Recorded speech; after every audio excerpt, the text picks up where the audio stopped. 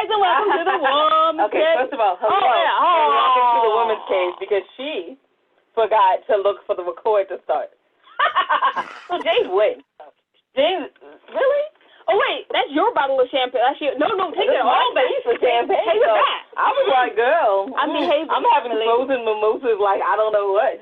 I'm gonna just let you watch me drink it. See, that's so good. so rude. So good. That's okay, because you know what's going to happen. My arcade game's going to get here, and then you can't play my Pac-Man. So, that's okay. That's okay. I will still have frozen mimosas and read my book, and I will not be. You should know, you are my best friend. You know growing up when my parents used to take away my video games. You would just read it. And they would take away, like, you can't go outside, you're grounded, blah, blah, blah. And then I would just listen to music and read my book and be just as thrilled. I mean, be excited to tell people, I'm grounded, I can't come to the party. I wanted to finish this book anyway. I'm so excited. You guys, I'm Winona. Yeah, and I'm Jade. I already said I'm Jade. Did you say you're Jade? Yeah. Oh, she just laid on everything today, y'all. And I think it's because we dark today. Like, I don't know what happened to our lighting. Okay, so no. What happened was we didn't put the screen up. So, like, you know, we've been in charge of our own setting, our own staging, since the quarantine started. So, yeah, today I was like... And it's a home office, so, you know, like, it's a lot going on in this office, like makeup everywhere, you know. I was like, I can do it without a screen. I can't do it without a screen. Girl, we look like dots. Anyway, so, yeah, we read a bunch of books. So, and we were the I Thought series, literary life guides with pop poetry. That makes us pop poets. So we are pop poets. Just in case you thought we were going to read something and get deep and be like, yes. No.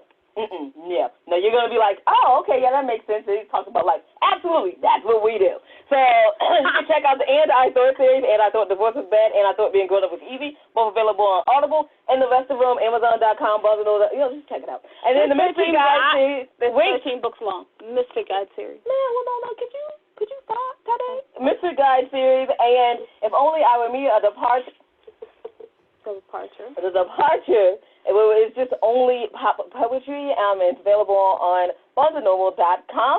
And we are the co-founders of the 25 Hottest Indie Authors, Artists, and Advocate magazine.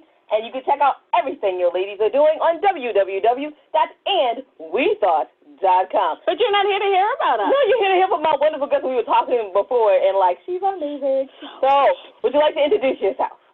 Yes, I would, but I don't know how I'm going to follow that. But, okay, I'll try.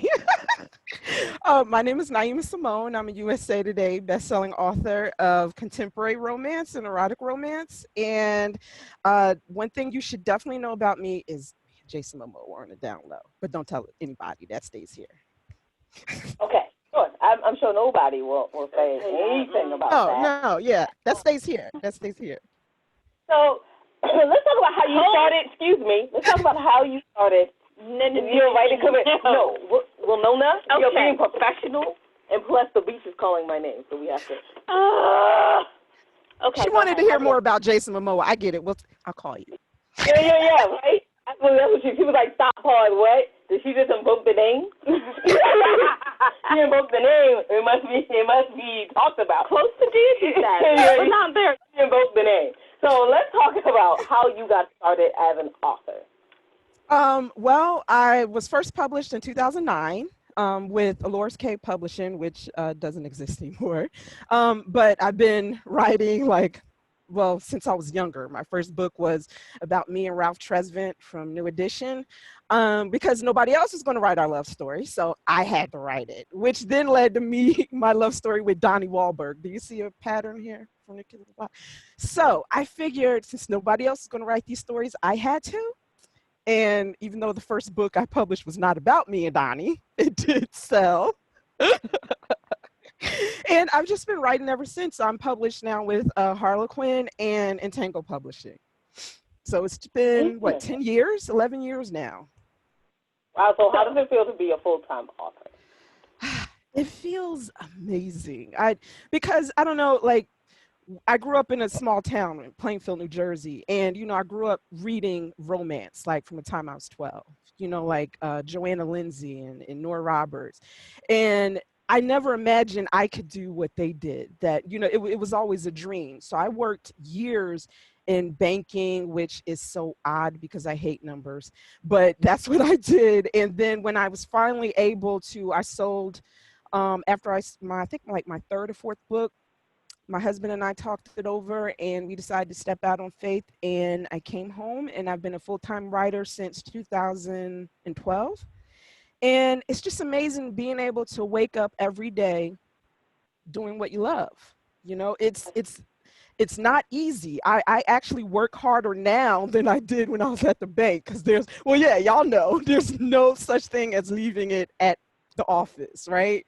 And some days I can work from like 8 o'clock in the morning, and then I'm still working on something at 10 o'clock at night. But it's the most rewarding. It's the most beautiful job there is, because you're creating all these stories and you get to interact with readers. I mean, it's just amazing. I wouldn't want to do anything else. So it's a wonderful job. Like this morning, I had to get up and finish up the final touches of our magazine. Yes, you can work like 7 hours a day. Absolutely. It's possible 10 days a week. It's really extremely possible to do that. Absolutely. Yeah. The fun part is that you don't notice. I think that's the thing. It flies by, right? It is hard work. It's hard work. I mean, how many y'all have written like an amazing amount of books? So like, you know, it's hard work, and then you have a magazine, but like you said, the hours fly by, because my father used to tell me when I was like 10, and I didn't get it then, but he told me, whatever you do, get a job that you enjoy getting up in the morning and going to. And that didn't mean much at 10, but at 45, it means so much, because I'm successful because that's what I love to do. Even if my books only sold 10 copies, don't pay attention to that, Lord. But you know, even if it did, to me, I'm still successful because I'm getting up and I'm able to do what I love to do.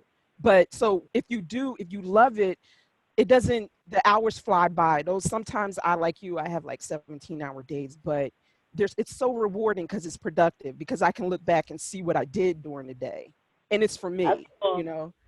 And you meant to say 10 million copies. That's right.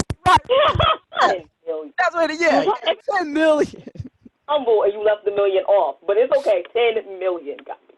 We get it. 10 million. Yes. Oh my goodness. I'm glad you feel me. I'm glad you feel me. Cause it's like, I mean, 10 copies, Lord, because, you know, humble. No, I'm like, Lord, don't. The million was silent, like the G in lasagna. Yes. Silent, right? We're having so much fun on this interview. I know. I have like real questions. Talk about how she overcame her, like. No, I have questions. Yes, have a question. I have 2 silly questions and 1 real one. Okay. Actually, it might be. Okay, so number 1, I have the question about the literary agent thing. Of course, how did you meet your literary agent and get published? And of course, there's a fee to that. And how did you feel when you hit the USA Today bestseller list? And then number 2, have you met an author crush yet? Do you have one of those? And have you written a story about it? Oh, it is. And then number 3, I want to know, did you want to write a romance book with Winona Marie? Yeah. Well, the literary agent, actually, for most of my career, I didn't have an agent, you know, because with Entangled, with Allures Cave and then Entangled, you didn't really need one to submit. So my agent actually reached out to me because she had read one of my series, and she's like, you know, and at first, because, you know, you get emails from people and you're like, what, is this real? Because like, you're trying to spam me next. Okay, you're saying you're a literary agent, and the next email you're going to be asking me for $5,000 to Nigeria. You know, so. But she was real, and she told me she had read my books and wanted to just talk with me. And it was always a goal of mine. I just wasn't, because I was with the publisher where I didn't need an agent really.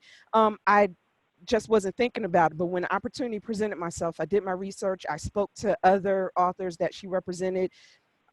She's fantastic. I've heard people say that the only thing worse than no agent is a bad agent. My agent is the absolute best. She's my advocate. She goes to bat for me. She can be the mean person while I can just be nice. You know, so that's how we connected from the first time we spoke. And she wanted to know my goals. And recently she helped me achieve one of those goals with a single title contract with HQN. So I see with her, I see my career steadily progressing, you know. So if you some authors might work for publishers or submit to publishers where they don't need them, and that's fine. But I was there, but now I really can't see myself without her. You know, I trust her, and she's worth like her weight in gold, actually. Nice. Oh, and then the author crush? Listen, my author crush is Nalini Singh, okay?